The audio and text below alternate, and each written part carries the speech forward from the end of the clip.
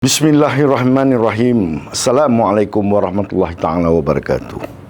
Alhamdulillah, syukur kepada Allah Subhanahu Wa Taala.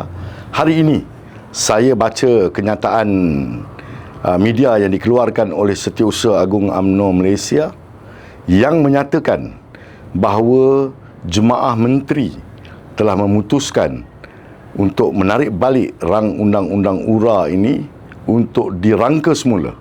Jadi tidak ada kemungkinan ia akan dibawa untuk bacaan kedua, bacaan ketiga, bacaan di Dewan Negara. Tidak ada kemungkinan.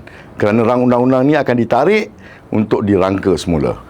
Dan kita mengharapkan di dalam perangkaan semula rang undang-undang ini, ia akan mengambil ke dalam pertimbangan 14 syur yang telah dikemukakan oleh UMNO di Convention URA yang kita adakan pada bulan Ogos yang lalu.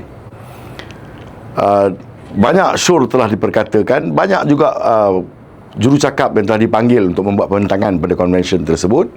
Nyata bahawa URA ataupun rang undang-undang ini dalam bentuk yang sedia ada, seperti yang dirangka untuk dibawa ke Parlimen pada sesi yang lepas, bukanlah rang undang-undang yang memenuhi kehendak dan kemahuan UMNO dan juga masyarakat Melayu.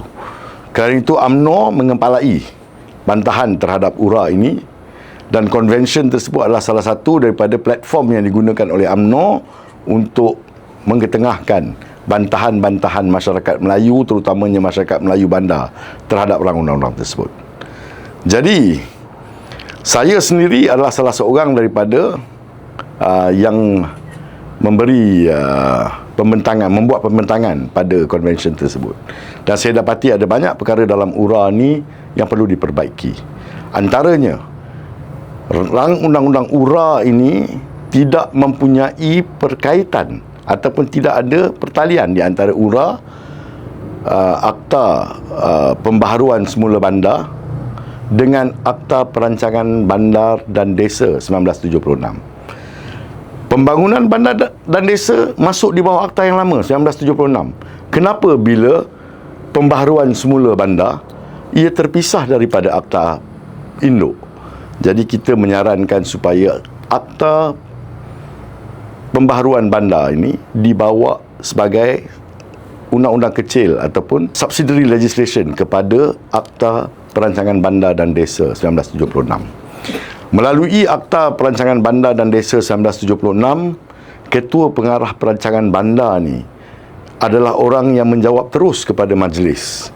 Majlis ini dipengerusikan oleh Perdana Menteri dan juga Timbalan Perdana Menteri, diikuti dengan beberapa menteri kabinet dan juga agensi-agensi kerajaan. Peranan Ketua Pengarah Perancangan Bandar ni cukup penting, dan dia akan menerima arahan-arahan yang diberikan oleh Perdana Menteri. Tetapi di bawah Akta Perancangan Bandar, Ketua Pengarah Perancangan Bandar sekadar menjadi setiausaha kepada jawatan kuasa yang dibentuk, yang dipengerusikan oleh menteri. Kita merasakan bahawa kewujudan dua akta ini akan menyebabkan berlakunya konflik undang-undang kerana kedudukan pelaksananya, iaitu Ketua Pengarah Perancangan Bandar, sudah menjadi berbeza.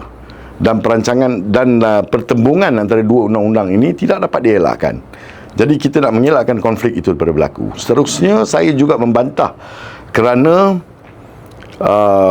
di bawah Akta Perancangan Bandar dan Desa 1976 terdapat banyak perlindungan yang diberikan, bukan saja kepada pemilik tanah, kepada mereka yang tinggal berhampiran dengan tanah, mereka yang tinggal bersebelahan dengan tanah, pemaju dan pelbagai pihak.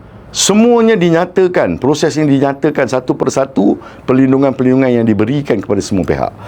Perkara ini tidak ada dalam Akta Pembaharuan Bandar ataupun URA. Dan ini adalah jaminan yang diberikan oleh kerajaan bahawa ia akan melayani rakyat secara adil dan saksama. Bagaimana perkara ini boleh hilang di dalam URA? Dan seperkara lagi yang saya nak nyatakan bahawa dalam Akta URA, seseorang yang tidak bersetuju dengan perancangan bandar itu, kalau dia membentuk kelompok minoriti, dia boleh kehilangan hartanahnya. Dia boleh tidak dilibatkan dalam proses perancangan semula bandar ini. Kita kena ingat bahawa perlindungan terhadap harta adalah jaminan perlembagaan di bawah artikel ataupun fasal 13 Perlembagaan Persekutuan. Semua orang berhak kepada perlindungan harta atau hartanya.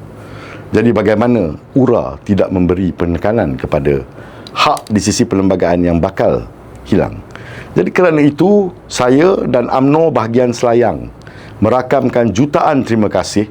Pertamanya kepada kepimpinan-kepimpinan UMNO yang menjawat jawatan menteri yang menghadiri mesyuarat kabinet kerana anda telah berjaya melaksanakan kewajipan untuk mempertahankan kepentingan orang-orang Melayu ini. Tahniah yang pertama. Tahniah juga kepada kabinet kerana telah mengambil satu keputusan yang berani. Terima kasih juga kepada semua pihak berwajib yang telah berusaha meyakinkan bahawa rang undang-undang ini tidak boleh dipertahankan. Ini adalah satu testimoni bahawa UMNO tidak pernah merunturkan nilai perjuangan kepada orang Melayu. Jadi pada mereka yang sentiasa meratip bahawa UMNO sudah berubah, bahawa nilai perjuangan UMNO sudah menyimpang, bahawa kononnya ini semua UMNO yang berbaki ini adalah amdap, nyanyian anda adalah fitnah semata-mata. UMNO tetap UMNO dan hanya ada satu UMNO.